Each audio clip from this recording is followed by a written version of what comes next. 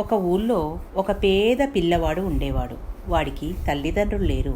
ఆ పిల్లవాడు చదువుకునేందుకు అవసరమైన డబ్బులు కూడా ఉండేవి కావు వాడి దగ్గర. అందుకని వాడు ఇల్లిల్లు తిరిగి ఇంట్లోకి పనికి వచ్చే వస్తువులను అమ్మేవాడు. అలా వచ్చిన డబ్బుతో చదువుకునేవాడు. ఒక రోజున అలా అమ్మకానికి పోయినప్పుడు అతనికి బాగా ఆకలి వేసింది. ఎండ విపరీతంగా ఉంది, నీరసంగా ఉంది.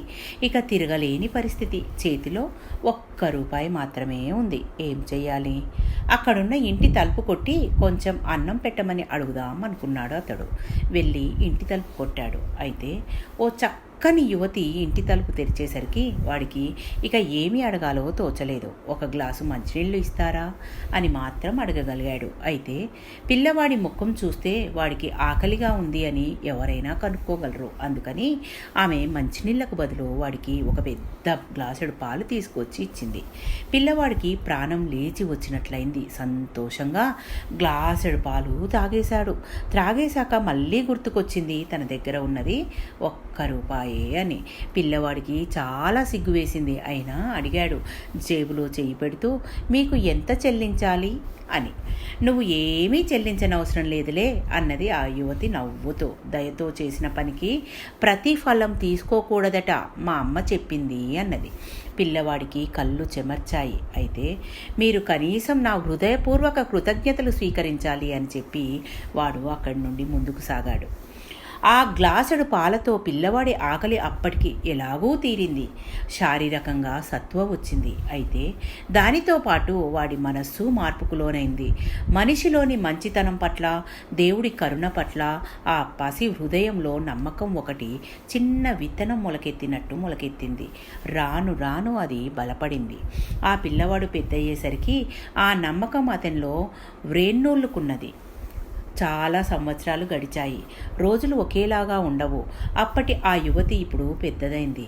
ఏదో ప్రమాదకరమైన జబ్బుకు లోనై ఆమె ఆరోగ్యం బాగా దెబ్బతిన్నది. స్థానికంగా ఉన్న వైద్యులకు లొంగలేదు ఆ జబ్బు. వాళ్ళు ఆమెను పట్టణానికి వెళ్ళి ప్రత్యేక వైద్యులకు చూపించమన్నారు. ఆమెను చేర్చుకున్న ఆసుపత్రి వాళ్ళు ఆమె సమస్యను పెద్ద డాక్టర్ గారికి అప్పగించదలిచారు. ఆమె వివరాలున్న ఫైల్ను డాక్టర్ గారి దగ్గరికి పంపించారు. ఆమె ఊరి పేరు చూసి డాక్టర్ గారు వెంటనే లేచి ఆమెను చూసేందుకు బయలుదేరి వచ్చారు. ఆమెను చూడగానే పెద్ద డాక్టర్ గారికి కళ్ళు చెమర్చాయి. ఎలాగైనా ఆమెను రక్షించాలి అని నిశ్చయించుకొని ఆయన ఆమె పట్ల ప్రత్యేక శ్రద్ధ చూపించారు. ఎట్టకేలకు ఆయన కృషి ఫలించింది. చాలా రోజుల పాటు మృత్యుతో పోరాటం చేసిన తర్వాత చివరికి ఆమె తన జబ్బు నుండి బయటపడింది. ఇక ఆమె ఇంటికి వెళ్ళవచ్చు. వెళ్లే ముందు ఆసుపత్రికి చెల్లించాల్సిన మొత్తాన్ని చెల్లించడమే తరువాయి. ఎంత ఖర్చు అయిందో మరి. ఆమెకి బిల్లు పంపించే ముందు దాన్ని ఒకసారి చూపించమని ఆసుపత్రి యాజమాన్యాన్ని ఆదేశించారు పెద్ద డాక్టర్ గారు. దాన్ని చూసిన తర్వాత ఆయన ఆ బిల్లు చివరిలో ఏదో రాసి ఆమెకు అందజేశారు. ఆమె ఆ బిల్లును చూసేందుకు కూడా భయపడింది. ఎందుకంటే ఆమెకి తెలుసు అంత పెద్ద మొత్తాన్ని తను జీవితాంతం కష్టపడినా చెల్లించలేదు. అయినా చేసేదేమీ లేదు. ఆసుపత్రికి డబ్బు కట్టాల్సిందే. వణికే చేతులతో కవర్ను తెరిచిందామె. బిల్లు చివర్లో రంగు ఇంకుతో రాసిన అక్షరాలు ఆమెను ఆకర్షించాయి. ఒక పెద్ద గ్లాసుడు పాల ద్వారా ఈ బిల్లు మొత్తం పూర్తిగా చెల్లించబడింది అని సంతకం ఉంది. దయ కలిగి ఉండాలి. ఇతరులకు సహాయం చేయాలి. మన కరుణ, సహాయం చేసే గుణం తిరిగి మనకెలా అక్కరకు వస్తాయో ఎవ్వరమూ చెప్పలేము. మనం ఏ పంట వేస్తే అదే పంట కోస్తాం. మనం పుణ్యం చేస్తే ఆ పుణ్యమే మనల్ని కాపాడుతుంది. అదే పాపం చేస్తే అదే పాపం మనల్ని భక్షిస్తుంది. అందుకే మనం ధర్మం చేస్తూ మన పిల్లల చేత కూడా ధర్మం చేయిస్తూ ఉండాలి. అప్పుడు వారు ఎంత పెద్దవారైనా ధర్మం చేయడం మర్చిపోకుండా ఉంటారు.